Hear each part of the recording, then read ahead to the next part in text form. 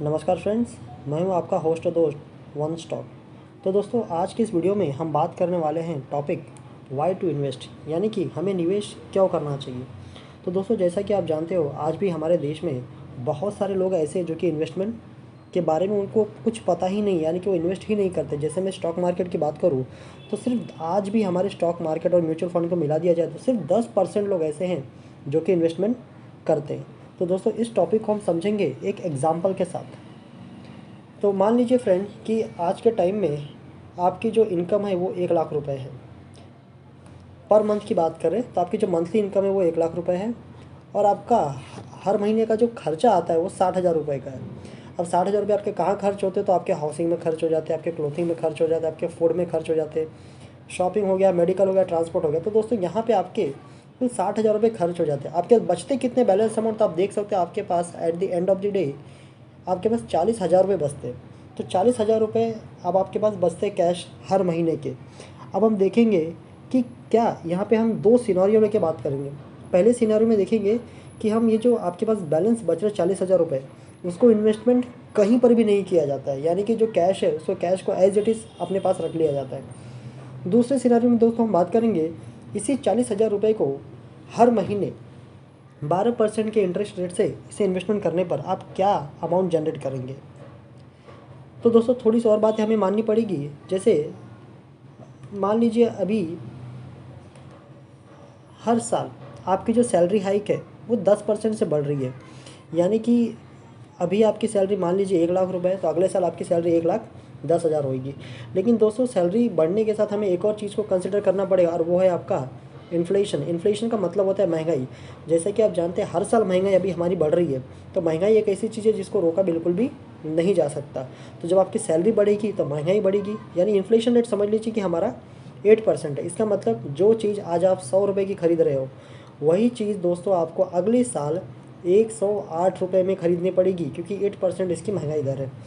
और आपकी एज 30 साल है, यानी 30 साल के अभी फ़िलहाल आप हो, ओके। और आप चाहते हो कि 50 साल की एज में रिटायरमेंट ले लिया जाए, मतलब आप कितने साल और काम करोगे? सिर्फ 20 साल। तो 20 साल आप और काम करना चाहते हो और आपकी सैलरी है 1 लाख रुपए। तो दोस्तों, पहले बात करते हैं हम जो सबसे पहला सिनारियो है। तो पहला सिनारियो हमारा ये है कि हम किसी भी तरह का कोई भी इन्वेस्टमेंट नहीं करते। बेसिकली हम क्या करते?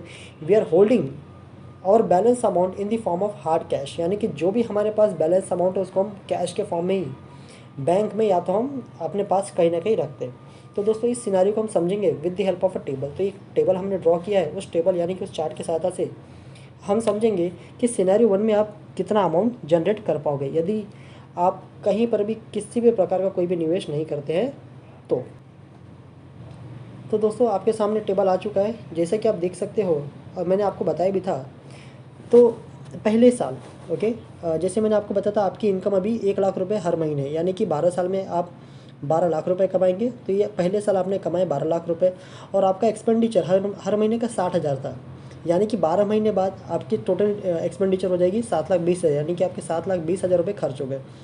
अब आपके पास कैश कितना बचा? 40,000 हर महीने का, यानी 12 महीने बाद आपके पास बचेंगे 4,80,000। ओके। अब देखो दूसरे बात करते हैं दूसरे साल की। तो ये पहले साल में आपके पास कैश कितना है? 4,80,000 का। दूसरे साल की बात करें तो आपकी जो सैलरी थी अब वो बढ़ गई है 10% से। आपका सैलरी पहले था 12 लाख, अब हो गया आपका सैलरी 13,20,000 प्रति वर्ष। ओके। अब इसमें से देखेंगे आप तो एक्सपेंडिचर दूसरे साल में डेफिनेटली जब सैलरी बढ़ी है तो आपका एक्सपेंडिचर ही बढ़ेगा, क्योंकि इन्फ्लेशन रेट भी हमको कंसिडर करना है। तो 7,77,600 रुपये आपके खर्च हो गए। बचे कितने? 5,42,400। ओके। ऐसे ही दोस्तों देखो तो तीसरे साल में आपके पास 6,12,192 रुपये बचेंगे। चौथे साल की बात करें तो 6,90,000 बचेंगे आपके पास। ऐसे ही अगर आप दोस्तों देखते हो तो 10वें साल की बात करें तो 10 साल बीतने के बाद आपकी सैलरी तो अच्छी खासी होगी, 28,29,538 रुपये आपकी इनकम होगी। लेकिन अगर आप देखो तो आपका एक्सपेंडिचर भी काफ़ी हद तक बढ़ चुका है। अब आपका एक्सपेंडिचर 14,39,284 रुपये है, और आपने कितने बचा लिए अभी 10वें साल में जाके? तो 13,90,254 रुपये। लेकिन दोस्तों, जैसा भी हमने बात किया था कि आपके पास 20 साल का टाइम है, आप 20 साल में रिटायरमेंट लेने वाले, तो हम यहाँ पे नहीं रुकेंगे, तो अपना टेबल कंटिन्यू होगा। ओके। अब देखिए दोस्तों, 11वें साल में आपके पास जो कैश होगा वो 15,58,064 रुपये। वैसे ही बात करें 12वें साल की, तो 12वें वर्ष में आप देख सकते हैं आपके पास 17,44,960 रुपये, और 20 साल ख़त्म होने के बाद दोस्तों आप देख सकते हैं आपके पास 42,31,786 रुपये। तो ये 20वें साल में आपके पास अमाउंट कैश में होगा।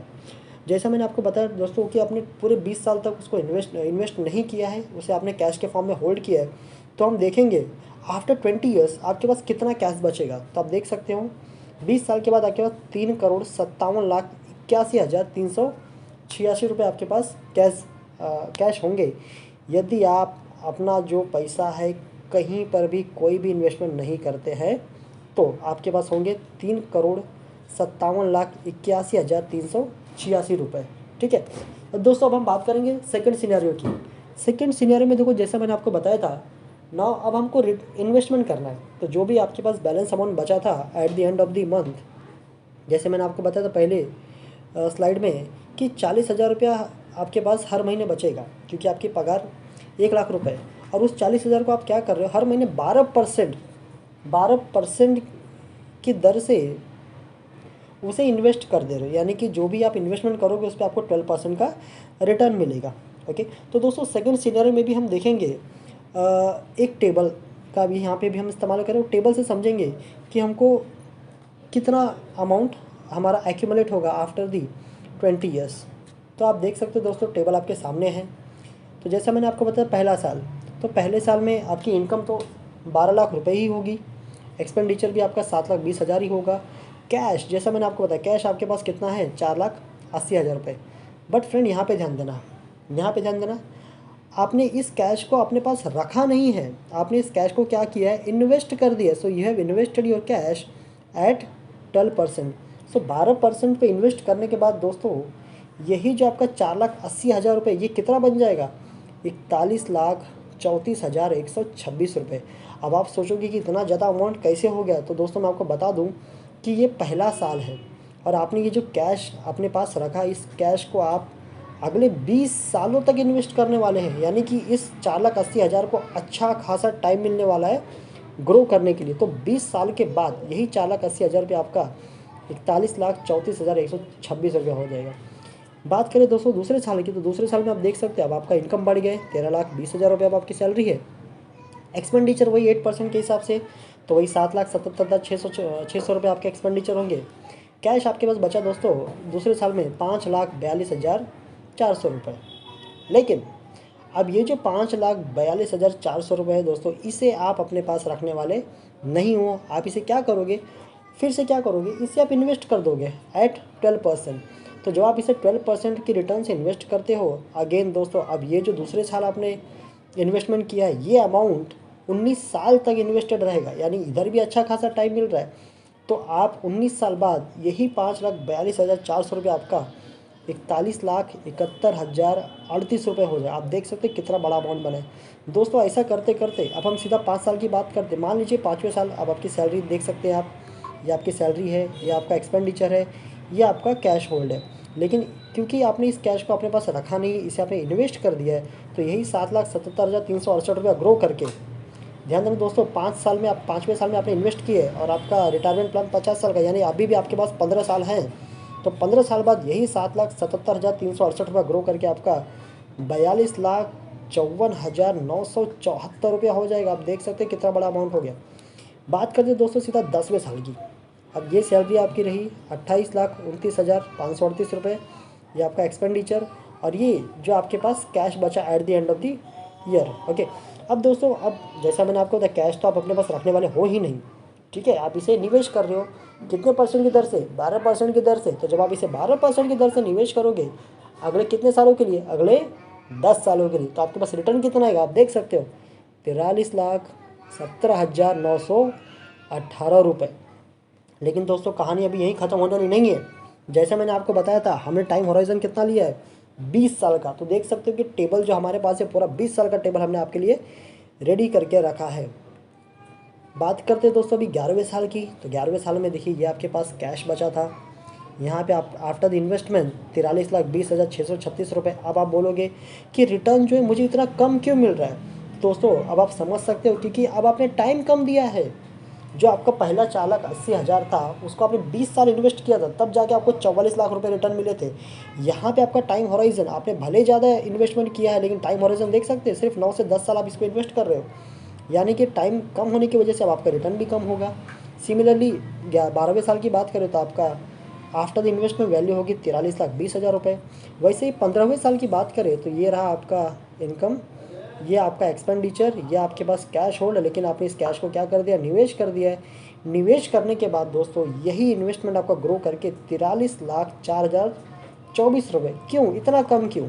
अब इसका रीज़न है दोस्तों, सिर्फ आप 5 साल और रुकोगे, क्योंकि 15वां साल चल रहा है, 20 साल मैक्सिमम आप काम करने वाले हो, 50 साल की एज तक, अब आपकी उम्र 45 साल हो चुकी है, तो आपके पास अमाउंट हो जाए दोस्तों 43,04,024 रुपये। अब बात करते हैं दोस्तों सीधा 20वें वर्ष की। अब देखिए अब आपकी सैलरी जो है 73,39,090 रुपये। एक्सपेंडिचर की बात करें तो 31,07,304 रुपये। वही दोस्तों आपके पास कैश कितना बचेगा eight the end of the year, 42,31,786 रुपये। ओके, लेकिन अब दोस्तों क्योंकि 20वां साल आ चुका है तो आप इस पैसे को कहीं इन्वेस्ट करने वाले नहीं है, तो ये जो कैश है वो एज इट इज़ आपके पास रह जाएगा, ठीक है, क्योंकि आपका जो गोल था कि मुझे 50 वर्ष तक ही इन्वेस्टमेंट करना है, आपकी उम्र अब 50 साल हो गई है, तब आप कोई इन्वेस्टमेंट करने वाले नहीं है, तो एज इट इज़ 42,31,786 रुपये। ओके, अब दोस्तों देखते हैं कि 20 साल बाद आपका टोटल अमाउंट कितना जमा हो गया। So total amount after 20 years of investment at 12%, तो आप देख सकते हो ह्यूज 8,53,91,542 रुपये। इसका मतलब दोस्तों अगर आप इन्वेस्टमेंट करते हो, 12% की दर से भी, तो भी आप देख सकते हो 8,53,91,542 रुपये आप बना लोगे मात्र इन्वेस्टमेंट करने से। अब दोस्तों देखो यहाँ पे आपको मिलेगा निचोड़, कंक्लूजन क्या निकला इस वीडियो का, या फिर कंक्लूजन क्या निकला, हमने इन्वेस्टमेंट किया, हमने इन्वेस्टमेंट नहीं की, तो उससे कंक्लूजन क्या निकला। तो आप देख सकते हो सिनेरियो वन में क्या था दोस्तों, तो आपकी कमाई तो थी लेकिन आपने किसी प्रकार का कोई भी इन्वेस्टमेंट नहीं किया। क्योंकि आपने किसी प्रकार का कोई इन्वेस्टमेंट नहीं किया, आपने कितने अमाउंट बना आफ्टर 20 साल या फिर आफ्टर 20 ईयर्स, आपने कितने करोड़ रुपए बना लिए, तो आप देख सकते हो 3,57,81,336 रुपये, ये अमाउंट आपने बना लिए without any investment for long 20 years. But suppose करो दोस्तों सेकेंड सिनेरियो में आपने देखा कि आपने जो भी पैसा बचा है उसको आपने 12% की दर से उसे इन्वेस्ट कर दिया है, क्योंकि 12% के रेट से आपने इसे इन्वेस्ट किया है, और ठीक वही समय जितना टाइम आपने सिनेरियो वन में लिया था दोस्तों 20 साल का, यहाँ पे भी इतना ही टाइम लगने वाला है 20 साल। तो 20 सालों बाद दोस्तों वही जो अमाउंट आपने इन्वेस्ट किया वही आपका ग्रो करके कितना हो जाता है, 8,53,91,542 रुपये। आप देख सकते हो दोस्तों कितना बड़ा अमाउंट बनाइए।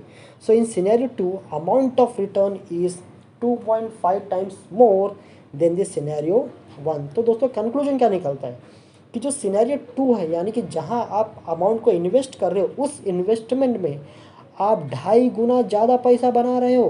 तो अब आपको क्या लगता है फ्रेंड्स, अभी बताइए हमें इन्वेस्टमेंट करना चाहिए या फिर नहीं करना चाहिए। तो दोस्तों आज हमने क्या सीखा, सबसे पहला हमने सीखा कि हमें इन्वेस्टमेंट क्यों करना चाहिए। तो हमें क्यों करना चाहिए investment, so to beat the inflation. Okay, inflation को हराने के लिए, ध्यान देना दोस्तों, आपने गाना तो सुना होगा, सखी सैया तो खूबे कमात है, महंगाई डायन खाए जाते। तो ये वही डायन है जो कि सबको खा रही है। तो हमें इस डायन को बीट करना है। तो इस डायन को बीट करने का एक ही तरीका दोस्तों, वो है आपका निवेश। तो अगर आप इन्वेस्टमेंट करोगे तो डेफिनेटली आप इन्फ्लेशन को बीट कर सकते हो लॉन्ग टर्म में। दूसरी बात करें दोस्तों, हमें वेल्थ बनाने के लिए, जैसे बोला जाता है डेफिनेटली हेल्थ इज़ वेल्थ, लेकिन वेल्थ इज़ ऑल्सो वेल्थ। तो अगर आपको वेल्थ क्रिएट करनी है दोस्तों, कभी भी वेल्थ आपका शॉर्ट टर्म में क्रिएट नहीं हो सकता। If you want to create a wealth you have to have a long time horizon. आपको एक लंबे समय तक इंतज़ार करना होगा। बिल्कुल, अगर आप वेल्थ क्रिएट करना चाहते हैं इन्वेस्टमेंट करके तो बिल्कुल दोस्तों हमें इन्वेस्टमेंट करना चाहिए ताकि हम वेल्थ यानी कि संपत्ति बना सके, और हमें निवेश करना चाहिए ताकि हम अपने जीवन के सभी सपनों को पूरा कर सकें। अब दोस्तों देखो, डेफिनेटली आपने देखा कि जब आप इन्वेस्टमेंट कर रहे थे तो आपको कुछ एक्स्ट्रा अमाउंट मिल रहा था। ओके, अब आप जब चाहो, जब आपको ज़रूरत हो, आप उस एक्स्ट्रा अमाउंट को विड्रॉ कर सकते हो।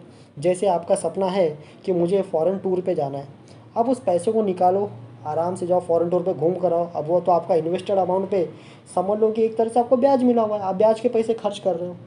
सेम अगर आपका सपना है अपना खुद का घर बनाने का, तो आप उसी इन्वेस्टेड अमाउंट को निकाल कर जो ब्याज आया है उससे आप अपना घर भी बना सकते हो। तो दोस्तों आप अपना सपना क्या कर सकते हो, पूरा कर सकते हो अगर आप इन्वेस्टमेंट करते हैं तो। तो दोस्तों आज के इस वीडियो में बस इतना ही। तब तक के लिए आप अपना धन्यवाद, आप अपना ध्यान रखिए। धन्यवाद, थैंक यू।